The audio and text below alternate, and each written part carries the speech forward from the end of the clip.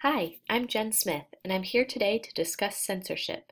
This presentation is part of my graduate coursework through the University of Rhode Island for LSC 515, Informational Ethics and Policy.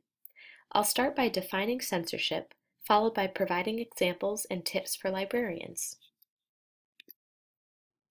Censorship is defined by the American Library Association as the suppression of ideas and information that certain persons, individuals, groups, or government officials find objectionable or dangerous. There are different types of censorship, and I will go through each of the 5 listed here: labeling, material placement, self-censorship, weeding practices, and collection development. Labeling is the use of stickers to define books based on a topic or reading level. You can see in the picture to the right the historical fiction labels on the spine of the 2 books. It's important to understand that not all labeling is considered censorship. In an article titled, "Does Labeling Children's Books Constitute Censorship?" the author describes labeling as an instrument to help students choose. Quote, "Labels do not censor choice, but inform it." Librarians need to be careful how they use labeling as to not make patrons feel restricted to a certain sticker color. My hometown library recently recategorized the picture book section in the children's room. There are now separate sections like bedtime, fairy tales, dinosaurs, etc., and each book has a label on the spine defining which section it belongs in.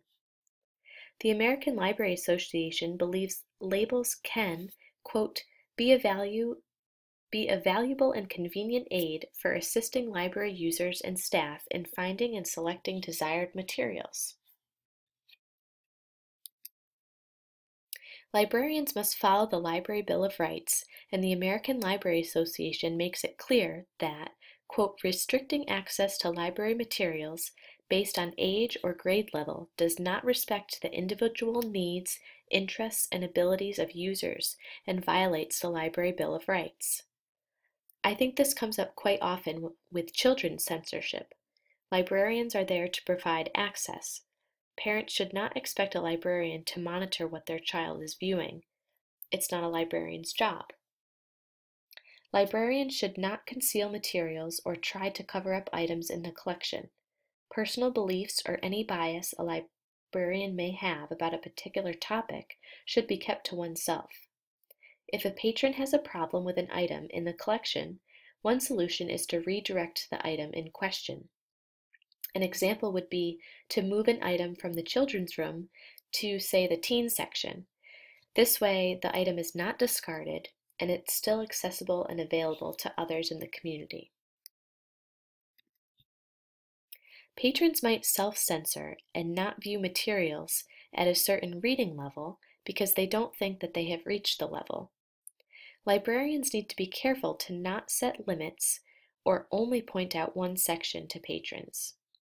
Labeling comes back up here as well, but if used correctly, can help and not restrict patrons. It's always best to remind patrons that the opportunities are endless. The weeding process is often misunderstood. Patrons wonder, why are you getting rid of all those books? Weeding is essential and quite a bit goes into deciding what to weed.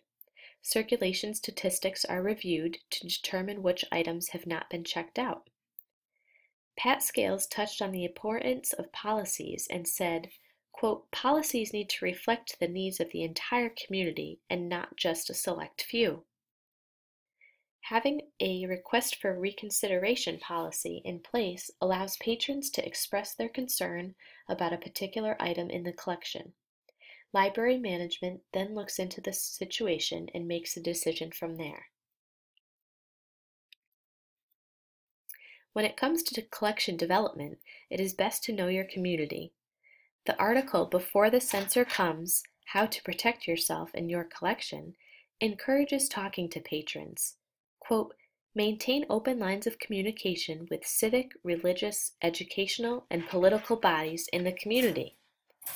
Confidence is also helpful if a question on censorship arises, and being knowledgeable and up to date on current policies will oftentimes diffuse problems early on.